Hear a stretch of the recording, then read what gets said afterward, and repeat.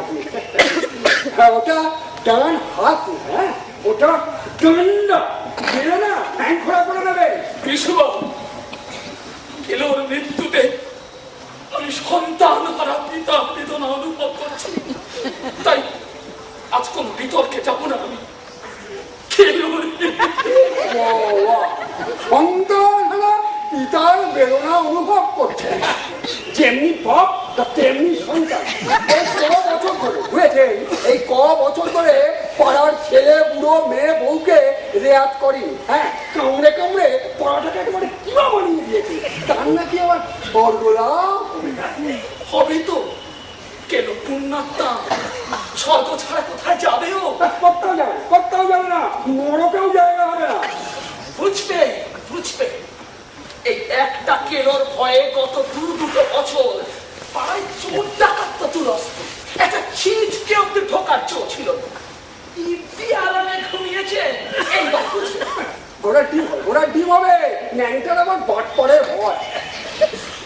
ন্যাংটা কোথা?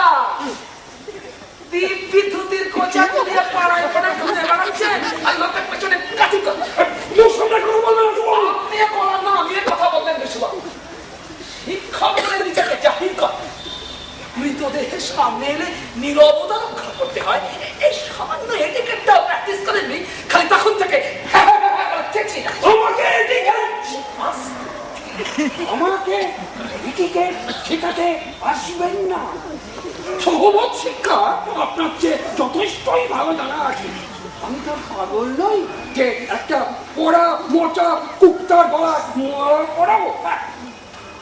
কুত্তা, কে কুত্তা? কেলা কুত্তা এবং পাগলা কুত্তা। কেলোকে আপনি কুত্তা বলছেন না? বলছি চিরকাল যে দুষ্টের তম ওনার শিষ্টের পালন করতে করতে পরলোকের পথে পাড়ি দিল, তাকে আপনি কুত্তা বলে অবজ্ঞা করছেন বিশুবাবু? করছি। শুধু তাই নয়, কেলোর মৃত্যুর সংবাদে আমরা নিশ্চিন্ত এবং শান্তি অনুভব করছি।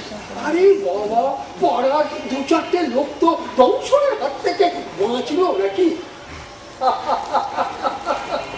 এই বুঝলেন আসবাবু, কিছু মনে করবেন না, আপনি কিছু মনে করবেন না। এই কেলোর মৃত্যুতে এই পাড়ার মহাকালী মিষ্টান্ন ভান্ডার থেকে এত মিষ্টি এনে ভাবছি পাড়ার সবাই দিয়ে